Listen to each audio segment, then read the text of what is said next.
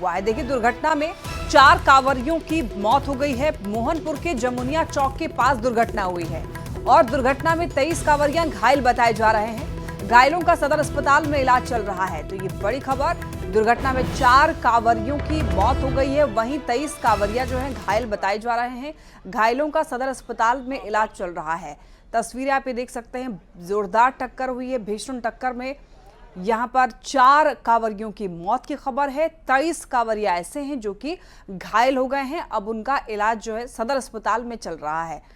और अब देख सकते हैं आप, जो बस है यहाँ पर परखच्चे इसके उड़ चुके हैं। बस और ट्रक में ऐसी भीषण टक्कर हुई कि बस के परखच्चे उड़ गए हैं। 4 कांवरियों की इस दुर्घटना में मौत हो गई है, वहीं 23 कांवरिया ऐसे हैं जो कि घायल हो गए हैं। अब उन सभी घायल कांवरियों का अस्पताल में इलाज चल रहा है। तस्वीरें देखिए, इतनी भीषण यहाँ पर घटना के बाद तस्वीरें ऐसी यहाँ पर भयावह हो चुकी हैं कि इसे पूरी तरीके से दिखा पाना भी मुश्किल है, इसलिए इसे ब्लर किया गया है। बस और ट्रक में जोरदार टक्कर के बाद की ये स्थिति है। यहाँ पर लगभग 23-24 कांवरिया घायल हो गए बुरी तरीके से और 4 की तो मौत हो गई है। इसके बाद वहां पर सभी लोग इकट्ठा हुए। बताते चलें, अब पुलिस के संज्ञान में भी ये मामला है। ज्यादा जानकारी के लिए न्यूज़ 18 संवाददाता मनीष दुबे हमारे साथ जुड़ रहे हैं। मनीष, देखिए, बताया जा रहा है कि बस और ट्रक में भीषण टक्कर हुई है और फिलहाल जो घायल हैं उनकी क्या स्थिति है? जी बिल्कुल, देखिए, ये अहले सुबह की आज 5:15 बजे की घटना बताई जा रही है, जहां एक बस से भरा, कांवरियों से भरा बस बासुकीनाथ के लिए पूजा करने के लिए जा रहा था, तभी नवाकुड़ा के पास ये घटना घटी है।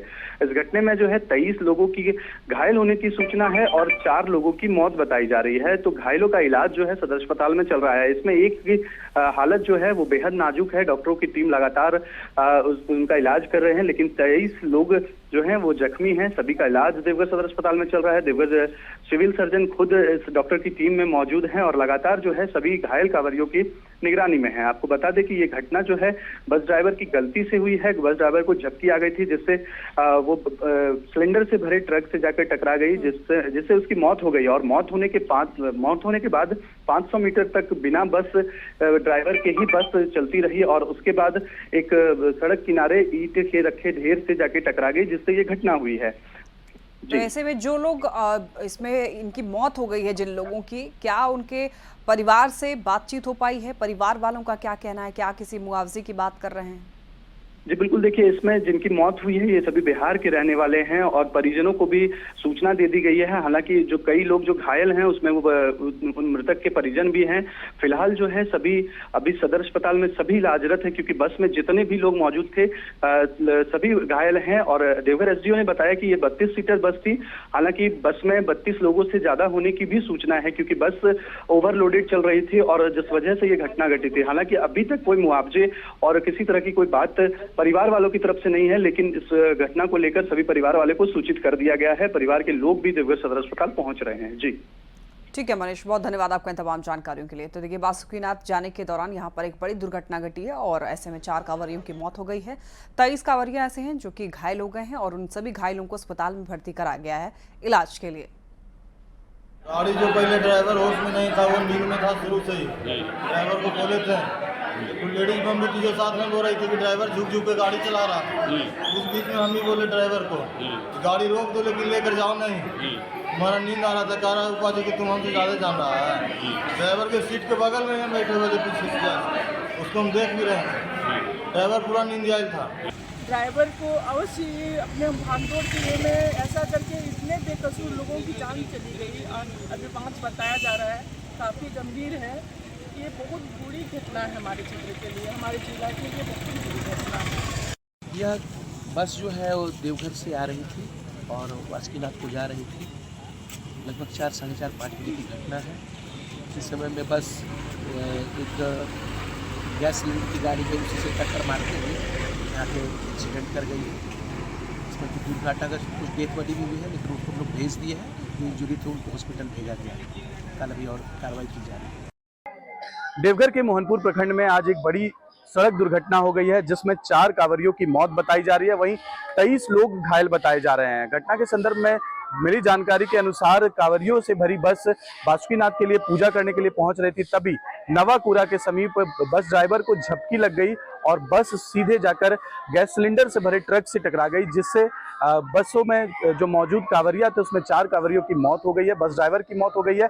बस ड्राइवर की मौत के बाद लगभग 500 मीटर तक बस खींचती हुई चली गई और सड़क किनारे रखे ईंट से टकरा गई, जिससे कई लोग घायल भी बताए जा रहे हैं। 23 लोगों की घायल होने की सूचना है। स्थानीय लोगों की मदद से सभी घायल को देवघर सदर अस्पताल इलाज के लिए पहुंचाया गया है। वहीं इस बाबत जैसे ही जानकारी हुई, देवघर एसडीओ सिविल सर्जन अस्पताल पहुंचकर सभी घायलों का मुआयना किया। इसके अलावा उन्होंने कहा कि बेहद ही दर्दनाक घटना है, जिसमें कि 4 लोगों की मौत की पुष्टि हुई है, 23 लोग अब भी घायल बताए जा रहे हैं। और इस घटना के पीछे का कारण बताया जा रहा है कि बस ड्राइवर को झपकी लग जाने की वजह से बस अनियंत्रित होकर पहले ट्रक से टकराई और फिर सड़क किनारे रखे ईंट के ढेर से टकराई है, जिसमें यह हादसा हुआ है। सभी घायलों का इलाज किया जा रहा है और इस मामले को लेकर पुलिस कार्रवाई कर रही है। मनीष दुबे, न्यूज़ 18 देवघर। ये देवघर दुर्घटना पर सांसद निशिकांत दुबे ने पोस्ट किया है।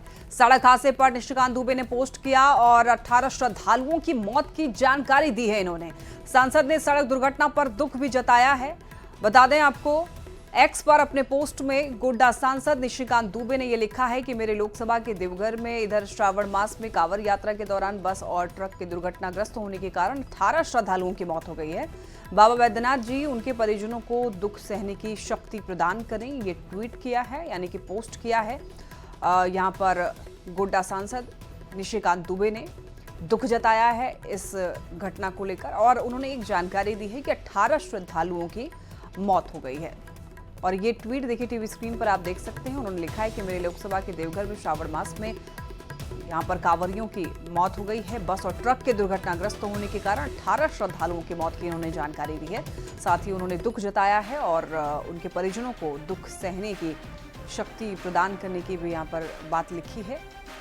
साथ ही निशिकांत दुबे का ये जो पोस्ट है टीवी स्क्रीन पर आप देख पा रहे हैं और ये ऐसी दर्दनाक ये दुर्घटना थी जिसके बाद सभी लोग जो हैं वो सदमे में हैं, चूँकि भीषण टक्कर में बस की जो आगे का जो अगला हिस्सा है वो पूरी तरीके से उसके परखच्चे उड़ गए हैं और कई यात्रियों की यहाँ पर मौत हो गई है और कई यात्रियों की घायल होने की खबर है और वो सभी लोग गंभीर स्थिति में हैं। हालांकि उनको इलाज के लिए अस्पताल में भर्ती कराया गया है। बता दें आपको, मोहनपुर के जमुनिया चौक के पास की ये घटना बताई जा रही है, जहां पर भीषण टक्कर हुई है और इसके बाद परिजनों में कोहराम मचा हुआ है। परिवार वाले परेशान हैं, रो रो कर उनका बुरा हाल है और उसी दौरान यात्रा के दौरान ही बताया जा रहा है कुछ के परिवार में से किसी की मौत हो गई है और ऐसे में हाहाकार मचा हुआ है। वहाँ पर जितने भी लोग थे सभी लोग जो हैं परेशान हैं। जितने घायल हैं उनको अस्पताल में भर्ती कराया गया है, सभी लोग इलाजरत हैं और सांसद निशिकांत दुबे का ये पोस्ट भी आप देख रहे हैं। बढ़ते खबरों में आगे देखिए, नीतीश कैबिनेट की आज बैठक होने वाली है और सुबह 10:30 बजे बैठक बुलाई गई है। कई अहम एजेंडे पर मुहर लग सकती है आज की इस बैठक में। बता दें आपको, पत्रकार पेंशन योजना पर भी मुहर लगने की संभावना है। सफाई कर्मचारी आयोग पर भी मुहर लग सकती है। तो 10:30 बजे का समय है जब बैठक बुलाई गई है और आज की बैठक इसलिए महत्वपूर्ण है चूंकि आज कई अहम एजेंडों पर मुहर लगने की संभावना है।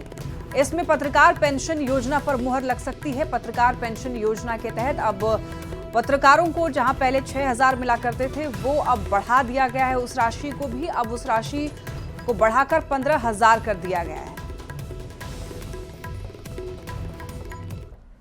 और देखिए, सीएम नीतीश कुमार वैशाली को आज बड़ी सौगात देने वाले हैं। सीएम नीतीश कुमार वैशाली में देखिए बुद्ध सम्यक दर्शन संग्रहालय से स्मृति स्तूप का उद्घाटन करेंगे। 72 करोड़ में 550 करोड़ की लागत से बुद्ध स्मृति स्तूप का निर्माण किया गया है।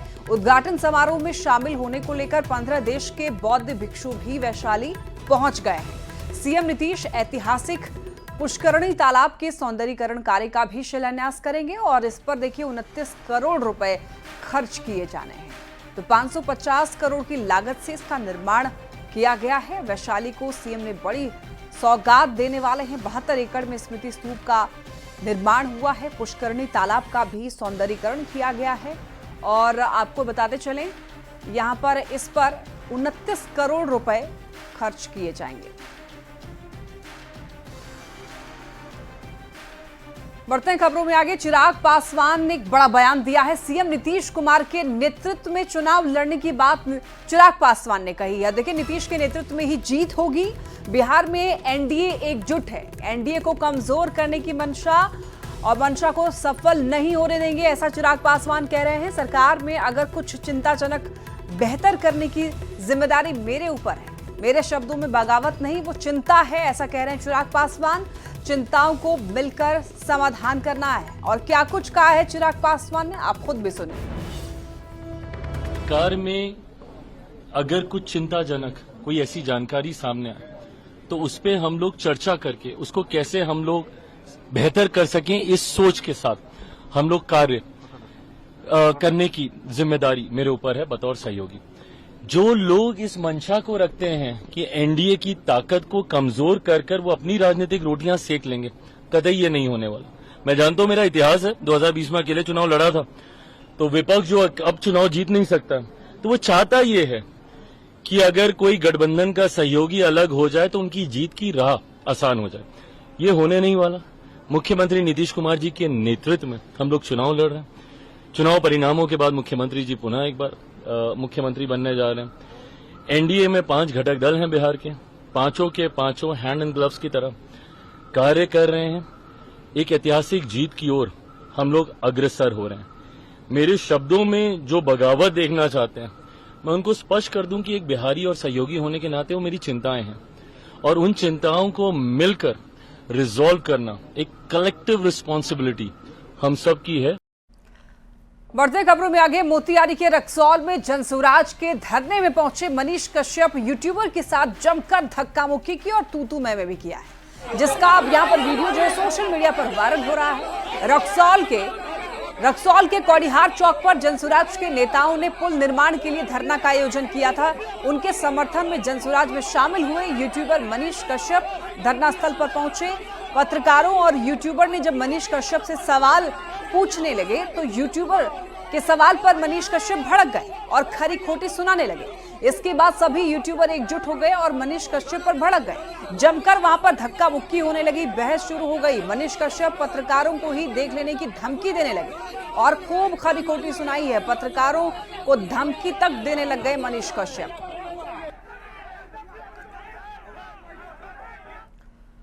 आइए बढ़ते हैं खबरों में आगे। सीएम हेमंत सोरेन से जुड़ी एक खबर मिल रही है। 31 जुलाई को दिल्ली से लौटेंगे रांची। देखिए, विधानसभा के मॉनसून सत्र में शामिल होंगे और 31 जुलाई को सत्ताधारी दलों के विधायकों की बैठक में शामिल होंगे। मॉनसून सत्र को लेकर रणनीति बनाएंगे हेमंत सोरेन। राष्ट्रपति द्रौपदी मुर्मू का भी स्वागत करेंगे। 31 जुलाई को देवघर पहुंचेंगी राष्ट्रपति द्रौपदी मुर्मू। 1 अगस्त को धनबाद भी जा सकते हैं सीएम हेमंत। तो सीएम हेमंत से जुड़ी हुई ये जानकारी आपसे साझा कर रहे हैं। मॉनसून सत्र को लेकर सीएम हेमंत रणनीति बनाने वाले हैं और राष्ट्रपति के कार्यक्रम में भी रहेंगे, उनके स्वागत के लिए भी रहेंगे। और बता दें आपको, 31 जुलाई को देवघर में एक कार्यक्रम है जिसमें शामिल होने के लिए राष्ट्रपति द्रौपदी मुर्मू पहुंचेंगी और उनके स्वागत के लिए हेमंत सोरेन तैयार रहेंगे। 31 जुलाई को देवघर पहुंचने की खबर है। वहीं 1 अगस्त को धनबाद भी जा सकते हैं हेमंत सोरेन। तो देखिए, अब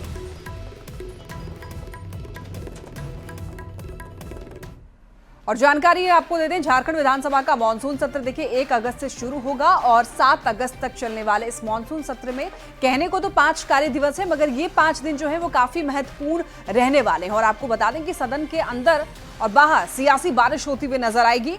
विपक्ष सरकार को घेरने की तैयारी में जुट गया है। और देखिए, आपको बता दें कि नगर निकाय चुनाव, कानून व्यवस्था, सरकारी योजना की बदहाली, लचर स्वास्थ्य व्यवस्था, भ्रष्टाचार, रोजगार, मैया सम्मान में गड़बड़ी जैसे कई अहम मुद्दे हैं जिस पर बीजेपी जो है सरकार को घेरने की तैयारी कर रही है।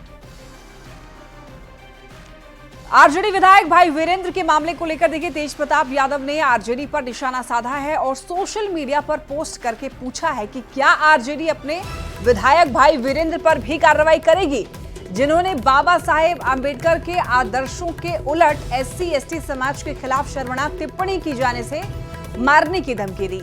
और उन्होंने लिखा है कि मुझे तो जयचंदू की साजिश के तहत पार्टी से बाहर कर दिया गया।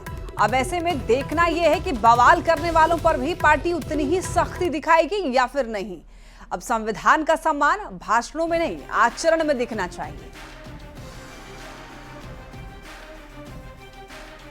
टीवी स्क्रीन पर आप देख सकते हैं ये ट्वीट तेज प्रताप यादव ने किया है और इस ट्वीट को लेकर के अब आपको बताते चलें सियासत भी गरमाई हुई है। आरजेडी विधायक भाई वीरेंद्र के मामले को लेकर तेज प्रताप यादव ने आरजेडी पर ही निशाना साध दिया है। सोशल मीडिया पर पोस्ट करके सवाल पूछा है इन्होंने, क्या आरजेडी अपने विधायक भाई वीरेंद्र पर भी कार्रवाई करेगी जिन्होंने बाबा साहब अम्बेडकर के आदर्शों के उलट SC/ST समाज के खिलाफ शर्मनाक टिप्पणी की। बढ़ते खबरों में आगे देखिए, चंदन मिश्रा हत्याकांड में बड़ा एक्शन हुआ है। पुरुलिया जेल में बंद शेरू सिंह पर केस दर्ज किया गया है। देखिए आज पुलिस रिमांड पर लेने के लिए कोर्ट में आवेदन देगी। शूटरों से हुई पूछताछ और मिले सबूत के बाद शास्त्री नगर थाने में केस दर्ज होगा और देखिए समय से पहले ही सभी आरोपियों पर चार्जशीट की जाएगी। तो रिमांड के लिए आवेदन देगी पुलिस। शूटरों से हुई पूछताछ के बाद केस चंदन मिश्रा हत्याकांड में एक्शन हुआ है और इस मामले में देखिए लगातार कार्रवाई की जा रही है, एक्शन लिए जा रहे हैं और इस मामले में जांच पड़ताल भी जो है वो तेज हो चुकी है। पुरुलिया जेल में बंद शेरू सिंह पर भी अब केस दर्ज। अब देखिए आपको बताते चलें कि आज पुलिस रिमांड पर लेने के लिए कोर्ट में आवेदन भी दी जाएगी। शूटरों से हुई पूछताछ और मिले सबूत के बाद शास्त्री नगर थाने में केस दर्ज हुआ। समय से पहले ही सभी आरोपियों पर चार्जशीट भी होगी। पिछले 17 जुलाई को पटना के पारस हॉस्पिटल में गैंगस्टर चंदन मिश्रा हत्याकांड में बिहार पुलिस की पैनी नजर है। इस पूरे मामले में बिहार पुलिस मुख्यालय के निर्देश पर अब पटना पुलिस ने पुरुलिया जो वेस्ट बंगाल में है वहां जेल में बंद शेरू सिंह को रिमांड पर लेने की तैयारी शुरू कर दी है। दरअसल अब तक जो इस मामले में शूटर से पूछताछ की गई है उसमें शेरू सिंह का कॉन्स्पिरेटर के रूप में बड़ा नाम सामने आया है और जो शूटर्स हैं उन्होंने इस बात की जानकारी दी है कि शेरू सिंह के कहने पर ही चंदन मिश्रा की हत्या को अंजाम दिया गया है और अब शेरू सिंह को रिमांड पर लेकर पटना पुलिस उससे पूछताछ करेगी।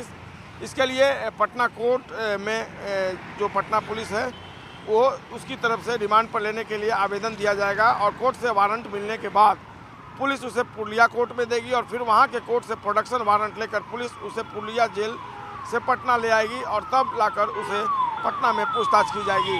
इस पूरे मामले में अभी भी पुलिस के लिए कई इशू पे चैलेंज बना हुआ है। सबसे बड़ी बात है कि जिन हथियारों से चंदन मिश्रा यानी जिन पिस्टल को यूज़ किया गया था चंदन मिश्रा हत्याकांड में उसको अब तक रिकवर नहीं किया जा सका है। तो पुलिस के लिए ये लगातार चैलेंज जो है वो बना हुआ है। इस पूरे मामले में अब पटना पुलिस ने PMCH में बंद दोनों शूटर से पूछताछ की है। PMCH में जिनका इलाज चल रहा है और वो पुलिस कस्टडी में है। एक और जो जेल में बंद है अभिषेक, उसको भी अब पटना पुलिस रिमांड पर लेगी ताकि इस पूरे मामले से जुड़े हुए अन्य साक्ष्य इकट्ठे किए जा सके और फिलहाल फरार चल रहे हैं दोनों शूटर जो अभी भी पुलिस के लिए चुनौती बने हुए हैं उनकी जल्द गिरफ्तारी सुनिश्चित की जा सके। कैमरा पर्सन सुबोध कुमार के साथ संजय कुमार, न्यूज़ 18 पटना। और देखिए खबर मिल रही है गया से जहां पर पुलिस और अपराधी के बीच मुठभेड़ हुई है। एक अपराधी को गोली लगने की भी खबर है। अपराधी सतीश उर्फ चंदन को गोली लगी है। शेरघाटी के मंझला खुर्द के पास मुठभेड़ हुई है। आपको बताते चलें एक अपराधी को गोली लगने की भी खबर है। गया से ये खबर मिल रही है। ज्यादा जानकारी के लिए न्यूज़ 18 संवाददाता एलन लिली हमारे साथ जुड़ रहे हैं। एलन देखिए बताया जा रहा है कि पुलिस और अपराधियों के बीच में मुठभेड़ हुई है। एक बार पूरी जानकारी दीजिए। देखिए बता देंगे आपको एक सप्ताह पूर्व जो है शेरघाटी में एक चर्चित डॉक्टर जो है डॉक्टर तपेश्वर को अज्ञात अपराधियों द्वारा गोली मार दिया गया था। हालांकि इस बीच वो घायल हो गए थे, बच गए थे, लेकिन इस बीच जो है पुलिस लगातार अपराधियों की गिरफ्तारी के लिए छापेमारी कर रही थी और बीती जो बताया जाता है देर रात जो है 1 या 2 बजे के बाद पर शेरघाटी के मंझला खुर्द के बाद पुलिस को सूचना मिली कि अपराधी जो है वहां पर मौजूद है। तभी पुलिस और SIT की जो स्पेशल टीम है वो वहां पर पहुंची। तभी वहां पहुंचने के दौरान जो है अपराधी जो है पुलिस को देखते हुए पुलिस पर ही फायरिंग करना शुरू कर दिया। लेकिन जवाबी कार्रवाई में पुलिस भी फायरिंग किया। फायरिंग के दौरान जो है अपराधी को पैर में गोली लगी है जिसे अस्पताल में मगध मेडिकल अस्पताल में इलाज के लिए भर्ती कराया गया। फिलहाल वह खतरे से बाहर है, लेकिन जबकि जो दो अपराधी है वो अभी फिलहाल फरार बताया जा रहे हैं। फिलहाल इस अभी जो अपराधी है वो अभी खतरे से बाहर है, उसके पैर में गोली लगी है। फिलहाल पुलिस पूरे मामले की छानबीन में जुट गई है और जहां पर जब घटना घटी है वहां पर अभी सर्च ऑपरेशन चलाया जा रहा है कि कहीं न कहीं और कुछ अपराधी वहां पर होंगे। इस वजह से वहां पर भी जो है वो सर्च अभियान चलाया जा रहा है। जी ठीक है, बहुत धन्यवाद आपका इन तमाम जानकारियों के लिए एलन। गया से ये मामला जहां पर पुलिस और अपराधियों के बीच मुठभेड़ हुई और ऐसे में बताते चलें आपको बताया जा रहा है एक अपराधी को गोली लगी। अपराधी सतीश उर्फ चंदन को गोली लग गई। और इसी की